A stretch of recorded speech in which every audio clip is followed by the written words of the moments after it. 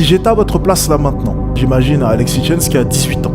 Okay, je sors du lycée, j'ai eu mon bac ou je ne l'ai pas eu, bref, on s'en fiche dans tous les cas.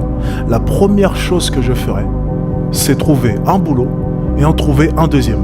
Ensuite, pendant plusieurs mois, je mettrai de l'argent de côté et je ferai en sorte d'avoir un peu plus de 10 000 euros sur mon compte en banque. Ensuite, je supprime un de mes boulots, j'en garde un seul et je vais demander un crédit à la banque pour pouvoir acheter une voiture. C'est la première chose que je ferai.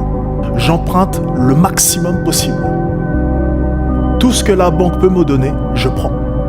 Si ce n'est pas possible d'avoir un crédit, dans tous les cas, j'ai mes 10 000 euros de côté. Ce sera amplement suffisant. Je garde ensuite un boulot. Il faut absolument rester chez papa, maman, c'est très important. Tu ne payes pas de loyer et tu ne payes pas la nourriture, donc on va utiliser cet avantage-là. Et ensuite, je commencerai à lancer des business. Ok, je suis d'accord avec tout ce qu'il a dit, sauf l'achat de la voiture, là, je ne comprends pas. Pourquoi ? Genre surtout tu t'endettes pour acheter une voiture, why? Donc non, juste t'achètes pas la voiture, mettre de l'argent de côté avant de lancer un business, c'est une bonne idée. Après c'est de moins en moins nécessaire. 10 000 euros, je pense que c'est un petit peu trop. Franchement avec 2-3 000 euros, t'as assez en général. Rester chez les parents, c'est top. Et après il a juste raison, enfin il y a un moment faut se chauffer quoi. Les amis, on n'a qu'une vie, c'est quoi?